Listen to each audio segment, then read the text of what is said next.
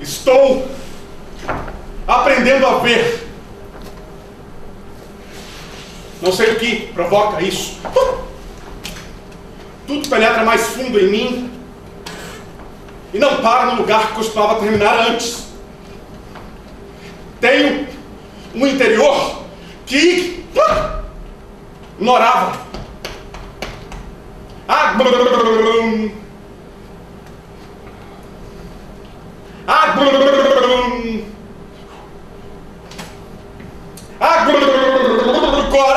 tudo vai dar aí.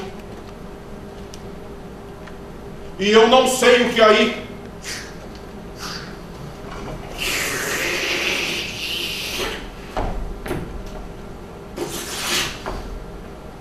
Acontece.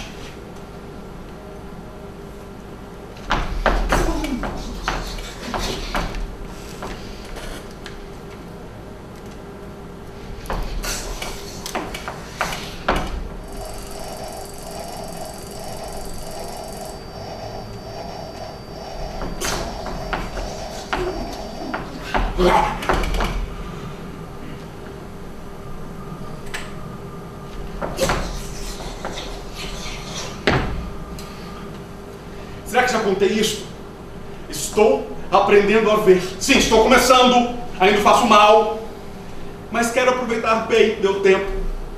Por exemplo, eu jamais notara como há tantos rostos. Uma porção de gente, mas muito mais rostos do que pessoas, pois cada uma possui vários. Há pessoas que usam o rosto anos a fio. Naturalmente ele se gasta, racha em rugas, alarga, como luvas usadas numa viagem. São pessoas simples, econômicas, não mudam de cara, nem ao menos a mano limpar, afirmam que é suficientemente boa. E quem pode provar-nos o contrário? Mas, uma vez que possuem tantos rostos, nada mais óbvio do que perguntar o que fazem com os outros. Guardam-nos para que seus filhos os usem.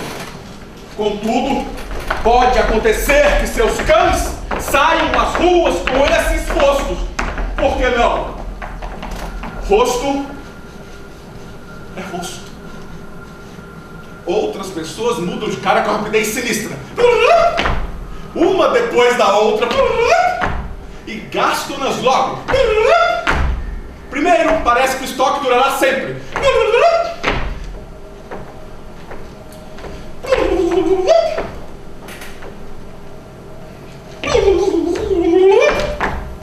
Mal, porém, chegaram aos 40, já estão usando a última. Tal descoberta tem seu lado trágico. Tais pessoas não estão acostumadas a poupar rostos. O mais recente gastou-se em 8 dias. Já tem buracos. Em muitos pontos se mostra fino como um papel. E aos poucos aparece a camada de traço. O não rosto. E é com ele que anda por aí. Mas a mulher cai inteiramente dentro de si mesma, para frente, sobre suas próprias mãos. Comecei a andar sem ruído tão logo a vi. Quando as pessoas infelizes refletem, não devemos perturbá-las, Talvez acabei realmente se lembrando. A rua estava vazia. Esse vazio me entediava. Roubava o passo de sob meus pés. Matraqueava com ele de um lado para o outro, como com um tamanco.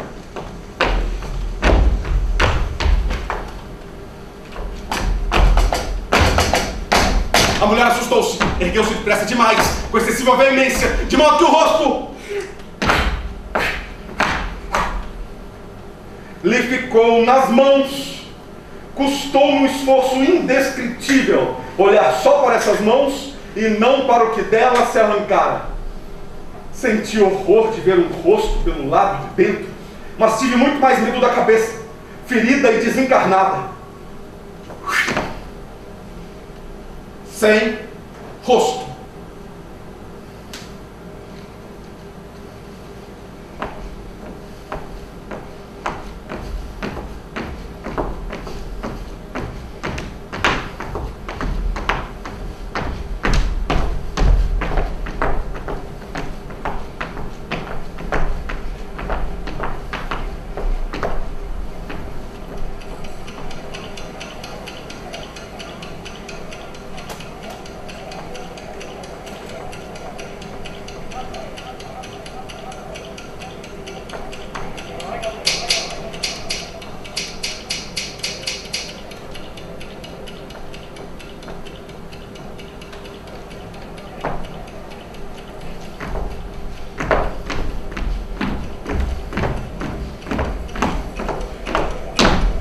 Hoje, eu não esperava por isso. Saí de casa com coragem. Como se fosse a coisa mais natural e simples do mundo. Mas havia de novo o que me amassou como papel.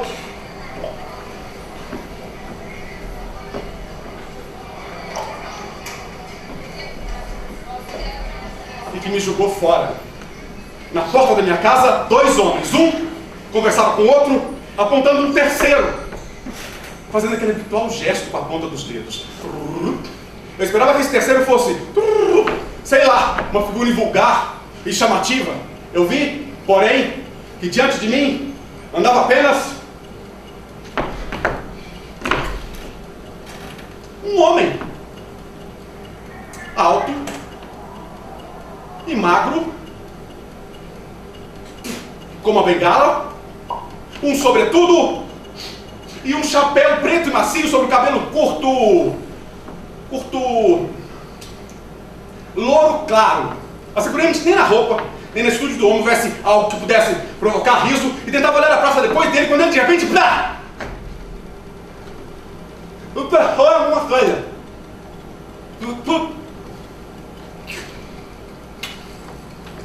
Tropeçou em alguma coisa.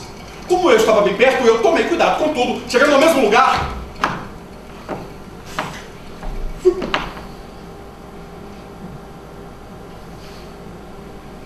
Não havia nada. Simplesmente nada. Continuamos caminhando. E a distância entre nós era a mesma. Atingimos um cruzamento de ruas. E o homem à minha frente desceu os degraus da calçada saltitando. Como às vezes as crianças fazem ao andar quando estão alegres. Saltitando ou dando pequenos saltos.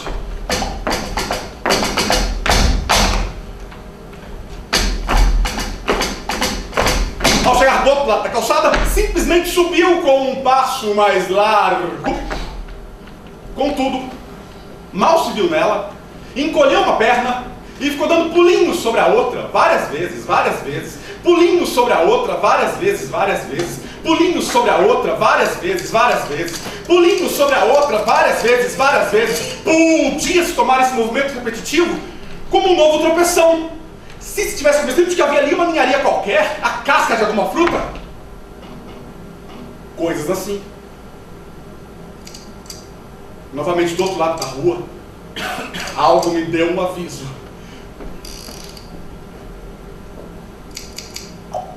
Mas não obedeci e continuei atrás do homem, dirigindo toda a minha atenção para as suas pernas.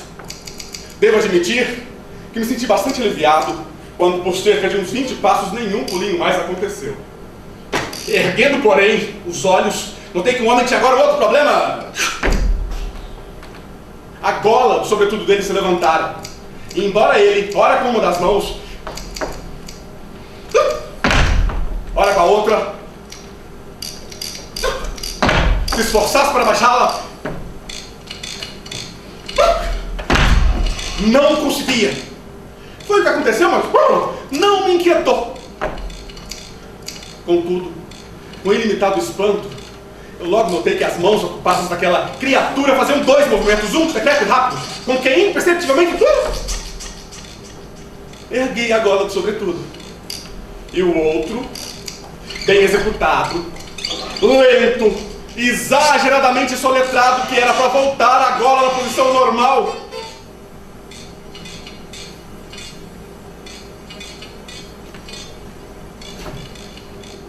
Essa observação deixou-me tão impressionado. Se passaram ainda 2 minutos antes de perceber que no pescoço do homem, atrás do sobretudo erguido e das mãos nervosas, ocorreu o mesmo saltitar terrível, dissilábico, que há pouco deixara suas pernas. A partir desse momento fiquei ligado a ele. Entendi que aquele saltitar andava errante pelo seu corpo, tentando ir romper aqui e ali. Entendi seu medo das pessoas e comecei a olhar cuidadosamente para ver se os passantes notavam algo. Um calafrio percorreu minhas costas, quando de repente suas pernas deram um pequeno salto precipitado, mas ninguém viu nada. E imaginei-me tropeçando também. Aborrendo a atenção. Caso alguém prestasse atenção. Ninguém se lembrava de virar-se para olhar e tudo ia bem. Eu ainda assim não podia evitar que o meu medo crescesse. Sabia que enquanto ele tentava com infinito esforço parecer sereno e distraído, um terrível despacho acumulava-se no interior do seu corpo. A angústia com a qual ele sentia crescer em si essa força terrível. Essa angústia estava em mim mesmo. Não ouvia a balação embora, mas começava a sentir sacudindo dentro de si. E as pessoas das mãos eram tão impetuosas e severas que os estômagos haviam esperanças para a sua força de vontade, que devia ser enorme. Mas o que significava, neste caso, a vontade? Chegaria um instante em que suas forças estariam no fim, não podia demorar muito. E eu, que andava atrás dele com o coração pulsando forte, ia juntando meu restinho de força, como se junta dinheiro, pedindo-lhe em silêncio, que se precisasse, se servisse um pouco dela. Acho que se serviu. Não tive culpa de que fosse tão porca. Na praça havia muitos carros, gente apressada de um lado para o outro.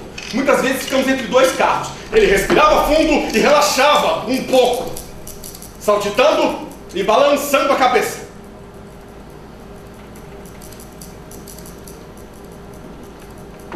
Talvez fosse com essa artimanha que a doença quisesse vencê-lo.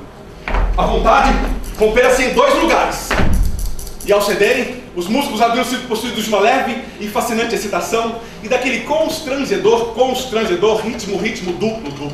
Contudo, a bengala estava no lugar. As mãos tinham um ar zangado e severo. Assim, subimos a ponte e tudo ia bem. Seu andar, porém, ficou um tanto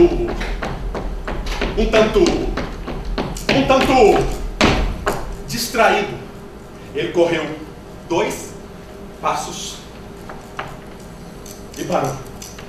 A mão esquerda soltou lentamente a bengala, erguendo-se tão devagar que pude vê-la tremer no ar. Ele empurrou o chapéu um pouco para trás e passou a mão na testa. Seu olhar cambaleou para os céus, casas, água, e então ele desistiu. A bengala desapareceu! Ele abriu os braços, como se quisesse me levantar, voou! E aquilo rompeu dele, com uma força da natureza, cobrando para diante, jogando para trás, fazendo inclinar-se, encurvar-se, e vomitar toda aquela frenética dança sobre a multidão, pois já havia muita gente ao redor.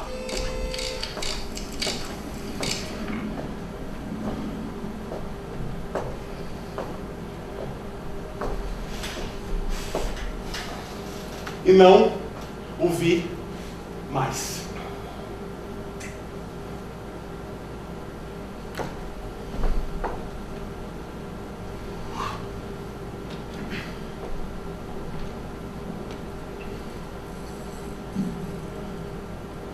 Minha harpa não é mais do que um lamento.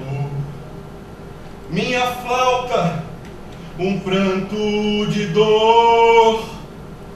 Traçaram um caminho sobre mim.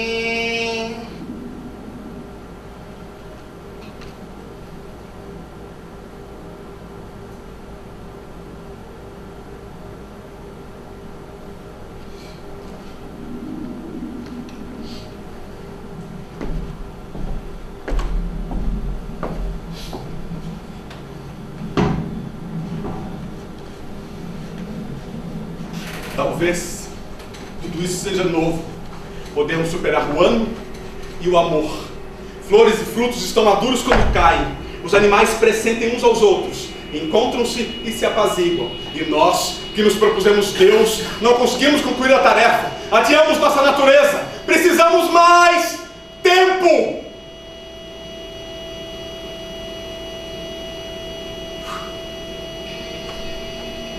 O que significa para nós um ano? O que são todos os anos? Mas antes de havermos começado, Deus já rezávamos para Ele. Ajuda-nos a sobreviver a esta noite. E depois, as doenças. E depois, o amor.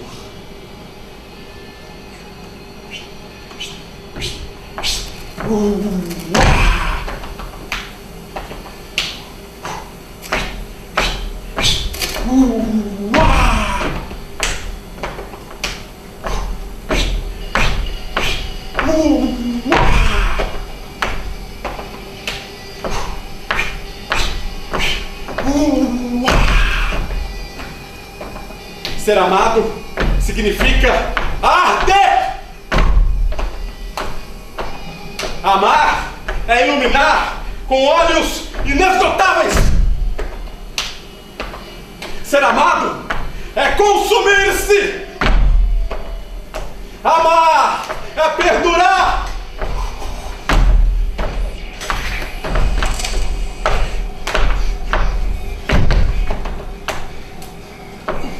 E agora, ainda por cima, essa doença que sempre me atingiu de modo tão singular. Estou certo de que não perceberam o quanto é perigosa. Exatamente como exageram a importância de outras enfermidades. Essa doença não tem características determinadas. Ela assume as do indivíduo a quem ataca. Com a segurança de um sonâmbulo, tira de dentro de cada um o seu maior perigo. Aquele parecia ter passado, coloca de novo bem perto, na frente dele, na próxima hora.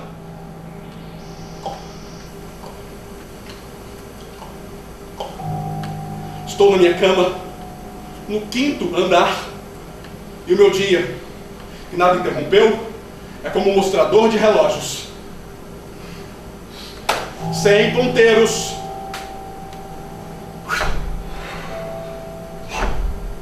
Uma coisa há muito tempo perdida. Que certa manhã volta a ficar lá no seu lugar costumeiro,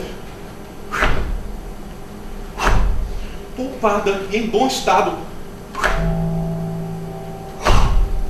quase mais nova do que no tempo em que foi perdida,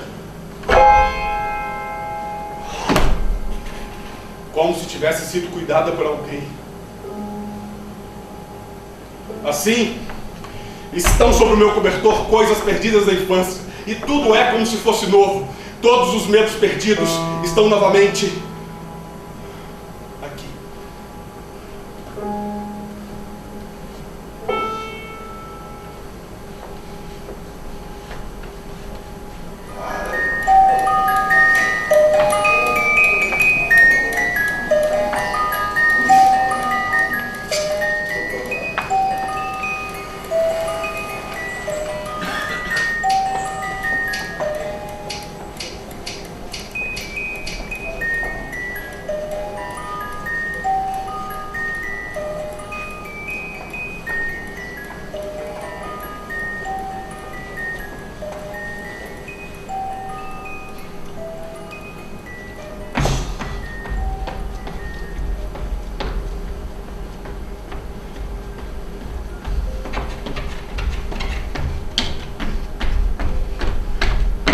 quando penso em nossa casa, onde hoje não mora mais ninguém, eu acho que outrora deve ter sido diferente. Antigamente sabíamos, ou talvez pressentíssemos, que continhamos a morte em nós, como a fruta contém sua semente. Crianças tinham uma pequena, adultos uma grande, mulheres a carregavam no colo, os homens no peito, a gente possuía a morte. Isso dá uma singular dignidade, um orgulho silencioso. O meu avô carregava, isso era coisa que se via, a morte dentro de si. E que morte! Durou 2 meses e foi tão ruidosa que até do lado de fora da propriedade escutavam.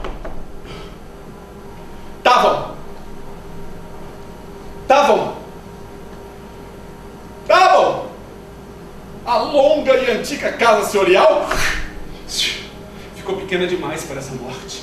Parecia que teriam de construir novas alas, pois o corpo do meu avô aumentava cada vez mais de tamanho. Queria ser constantemente transportado de uma para outra sala e explodia em terrível cólera quando o dia ainda não terminara, já não houvesse como que não tivesse sido colocado. Então, subia escada acima, com toda a procissão de criados, empregados e cães que sempre o rodeavam, tendo à frente o mordomo.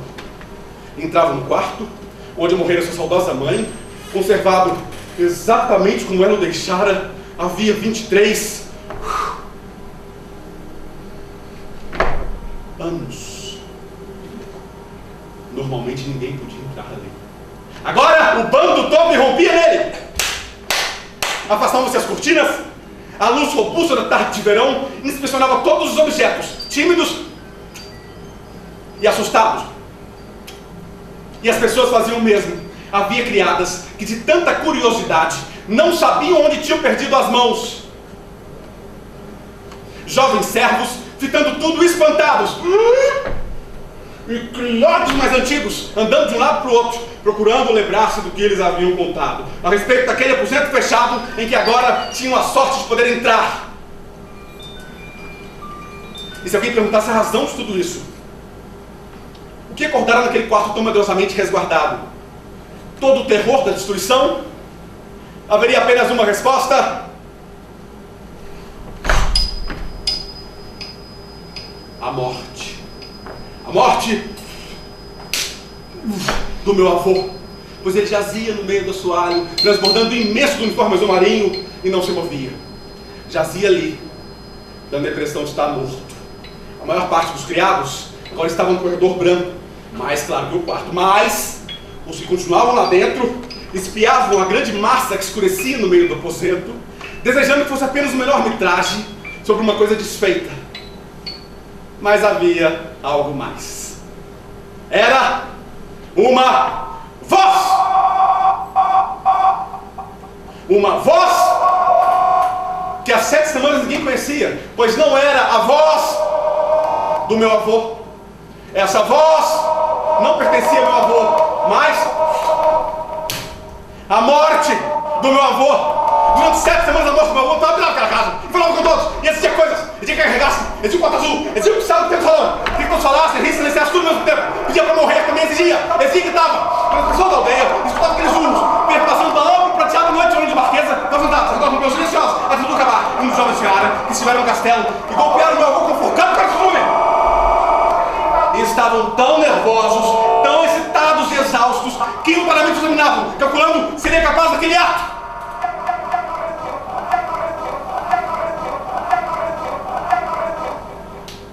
Era assim que todos sentiam e falavam naquela região, onde ainda há poucas semanas tinham amado meu avô,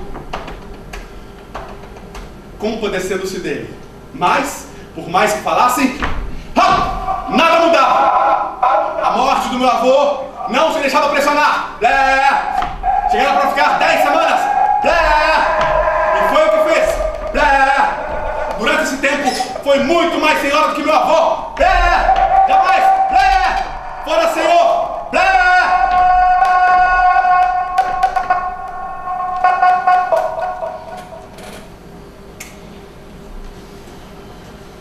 Como teria meu avô encarado que ele pedisse para morrer qualquer morte que não a sua?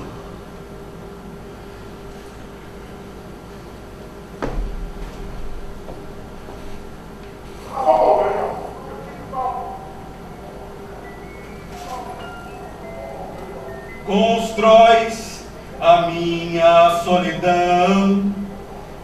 Só a ti eu confundo com outras coisas. Por um momento és tu, depois esta canção, ou um aroma sem resto.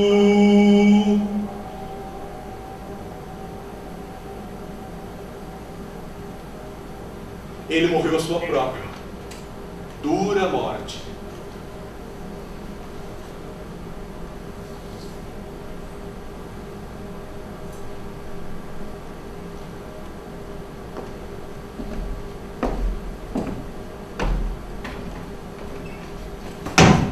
E quando penso em todos aqueles que vi, hoje que eu ouvi falar, foi sempre a mesma coisa. Todos tiveram uma morte particular. Os homens que carregavam dentro da armadura como prisioneira. As mulheres que iam crescendo e diminuindo de tamanho e por fim, como num palco, partiam discretas e senhoriais diante de toda a família, empregados e até cães. Sim, mesmo as crianças, até as bem pequenas, não tinham qualquer mortezinha infantil. Concentravam-se e morriam aquilo que eram e o que teriam sido um dia. E que melancólica beleza assumimos mulheres grávidas, de pé, tendo no ventre, em que involuntariamente pousavam as mãos dois frutos, uma criança e uma morte. E seu sorriso denso, quase como um alimento naqueles rostos totalmente esvaziados, não despontava, porque às vezes pensava que esses dois frutos cresciam juntos.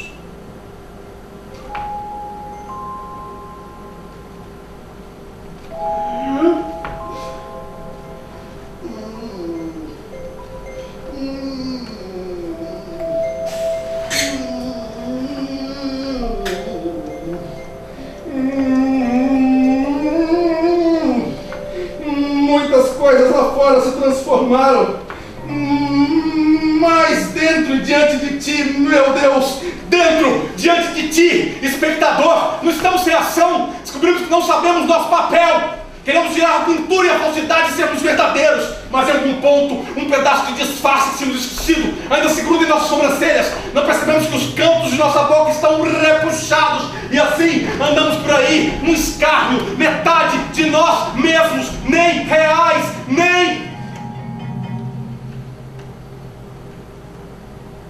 atores.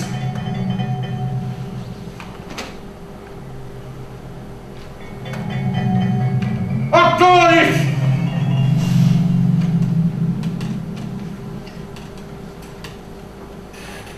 Atores!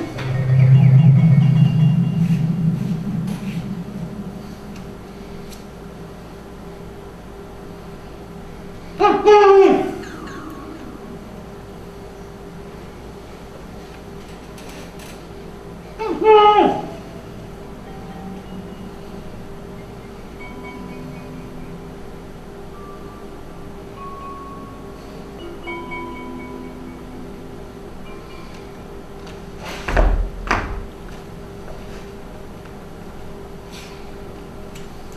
À noite, os meus ossos estão sendo perfurados.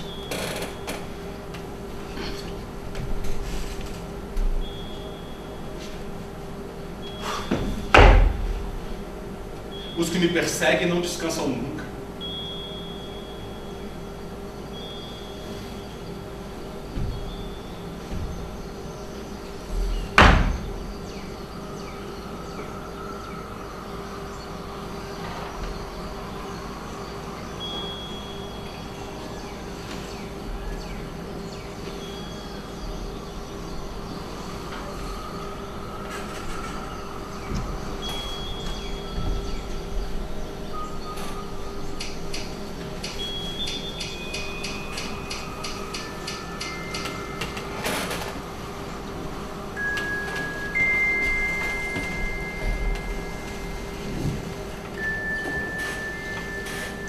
Então, quando ouvi alguma coisa balbuciar, morna, esponjosa do outro lado.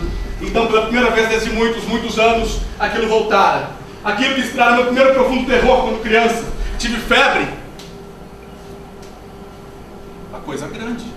Sim, era como eu sempre dizia, quando chamavam pelo médico, e ele vinha e conversava comigo. E eu lhe pedi apenas que fizesse aquela coisa grande e ir embora. O resto não me importava.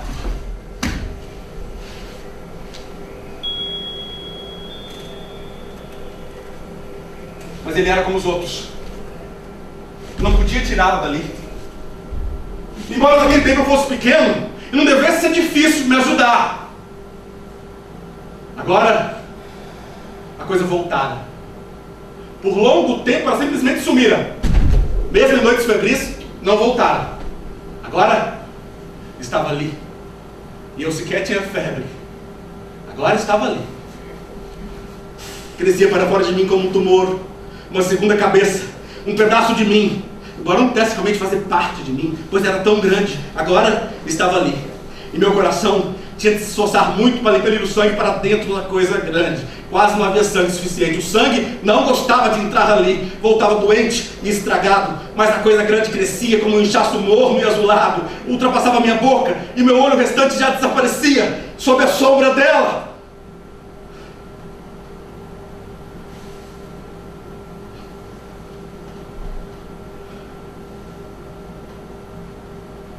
Acho que preciso começar a fazer algo.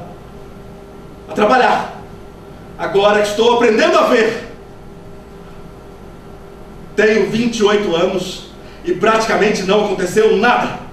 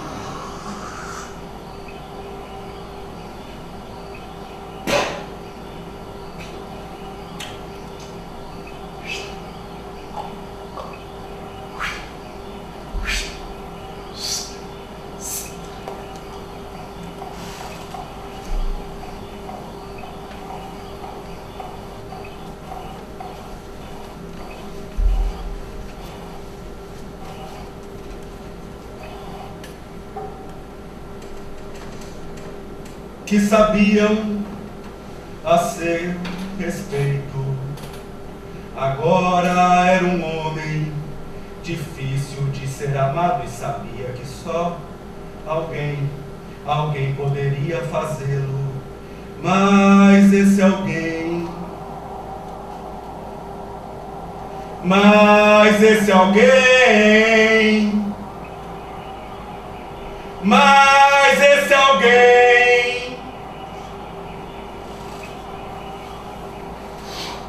Esse alguém não queria.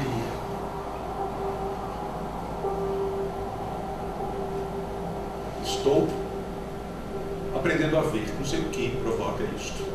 Tudo penetra mais fundo em mim e não para no lugar que costumava terminar antes. Tenho o interior que ignorava. Agora tudo vai dar aí. E eu não sei o que aí acontece.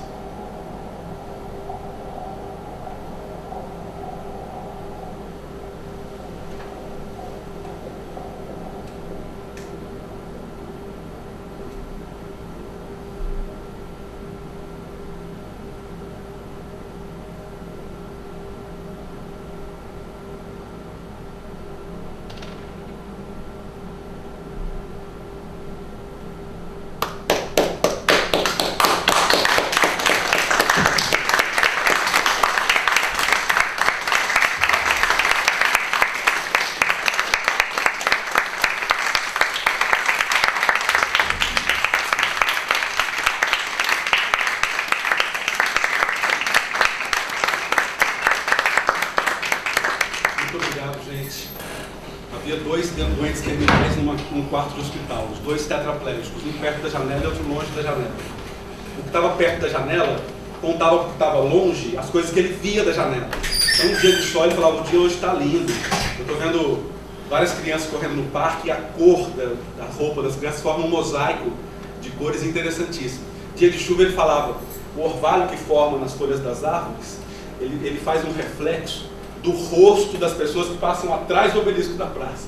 Até nos dias cinzentos, aqueles de chuva mais pesada, ele falava que o cinza que ele sentia era um cinza que morava dentro da angústia dele. Até que um dia, o que estava perto da janela faleceu. E passaram o que estava longe para perto da janela.